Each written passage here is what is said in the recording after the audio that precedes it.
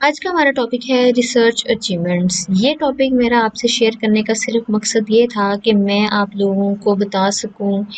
कि मैंने क्या अपने एमफिल के ये जो सारा फेज़ था इसमें या टाइम पीरियड में क्या कुछ सीखा। कोविड के होते हुए भी किस तरह घर बैठे मतलब अपनी जो ख्वाहिश थी उसको पूरा किया कि मैं भी रिसर्च आर्टिकल्स लिखूं, रिसर्च पेपर्स लिखूं। तो ये अपनी छोटी-सी बहुत छोटी माइनर सी अचीवमेंट है जो मैं आप लोगों के साथ शेयर करना चाहती हूँ और आप लोगों को मोटिवेट करना चाहती हूँ कि आप लोग भी अगर आपका एमफिल कंप्लीट हो जाए और उसके बाद भी आप लोग अगर अपने लाइफ को अपनी स्टडी को कंटिन्यू करना चाहें, स्पेशली गर्ल्स घर बैठी ही अगर जॉब मोस्टली को अलाउ नहीं होती, ऐसा सब कुछ हो जाता है, तो वो भी ये कर सकती हैं और अपने पेपर पब्लिश करवा सकती हैं। ये मैंने किया है यूजिंग डेटा माइनिंग टूल वैका, ऑरेंज, रैपिड माइनर और के-मीन। अब आगे चलते हैं। ये कुछ कॉन्फ्रेंसेस थी जैसे international journal of advanced research और ये आगे आ जाता है international journal of scientific and engineering research, ऐसे ही फर्दर और भी हैं। पहले तो मैंने मतलब कि टॉपिक सेलेक्ट किए, बहुत सारी बात चलिए डिटेल में अगर आप लोग चाहेंगे या मैं ज़रूर उस पर भी अपनी वीडियो शेयर करूँगी अगर आप लोग मुझे कमेंट सेक्शन में या वैसे बताएंगे कि आप लोग इसके बारे में नॉलेज लेना चाहते हैं, गेन करना चाहते हैं। तो फर्स्ट ऑफ ऑल तो ये टूल्स सीखे और उसके बाद फिर इन पे रिसर्च आर्टिकल्स लिखे। बहुत सारी कॉन्फ्रेंसेस के बारे में देखा, सर्च किया, पहले पता नहीं था कौन कौन सी कॉन्फ्रेंसेस हैं, कौन कौन सी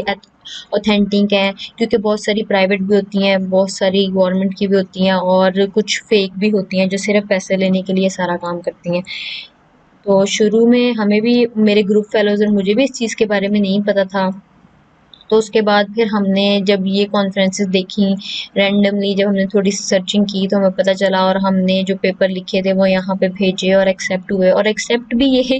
कि पहली दफ़ा में एक्सेप्ट नहीं हुए, उन्होंने रिजेक्ट किए दो दो तीन तीन दफ़ा कि ये मिस्टेक है, आप इसको ठीक करें, हमने किए।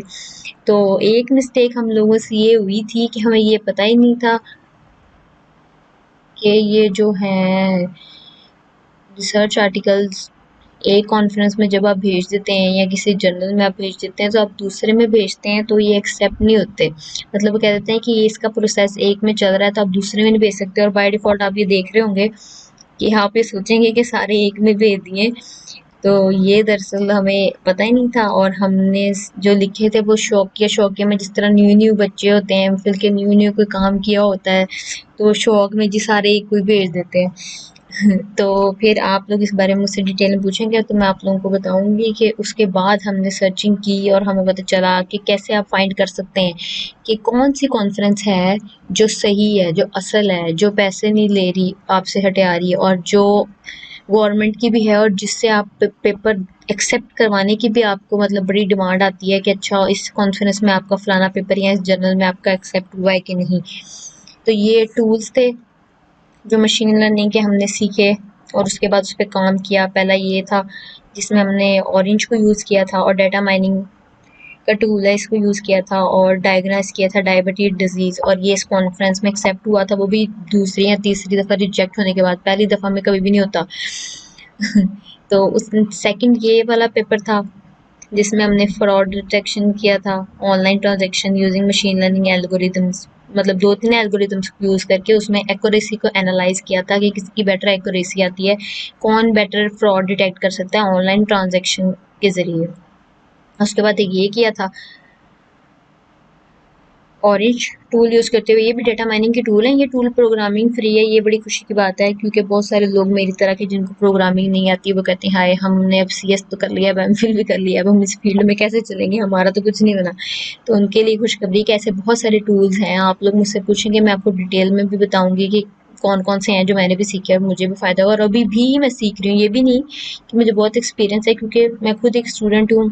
ज़ीरो से अप जाने में टाइम तो लगता ही है। उसके बाद एक ये वाली कॉन्फ्रेंस थी IITM, इसमें भी हमने ये मैंने अपना ये पेपर लिख के पब्लिश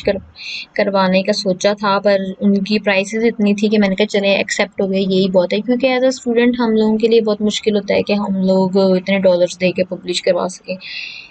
तो इस वजह से हमने कहा कि अप्रूवल ही बहुत बड़ी बात है। उसके अलावा एक ये था, ये मैंने कंपैरेटिव स्टडी की थी डेटा माइनिंग टूल्स की, इनके रिजल्ट्स को एनालाइज किया था और उसके बाद ये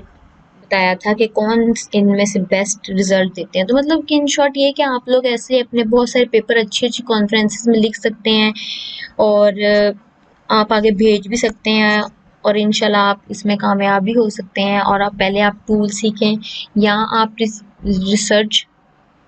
वाली फील्ड में आगे जाएं कि रिसर्च पेपर किस तरह लिखते हैं, research proposal first of all किस तरह लिखते हैं, फिर पेपर फाइंड किस तरह करते हैं, टॉपिक किस तरह सेलेक्ट किया जाना है, क्या क्या पॉइंट्स होते हैं, सर्वे पेपर, ये सब कुछ आप लोग अगर इंटरेस्टेड हों तो मुझे ज़रूर बताएं। मैं इस पे अपना काम स्टार्ट करूँगी और आप लोगों को ज़रूर अपना एक्सपीरियंस और जो मैंने थोड़ा बहुत सीखा है वो मैं आप लोगों से शेयर करूँगी। और वीडियो इतने ही। Thank you so much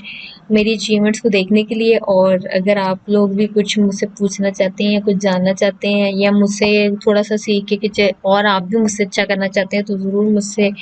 comment section में कमेंट कीजिएगा। And thank you for watching my video. और वीडियोस आने के लिए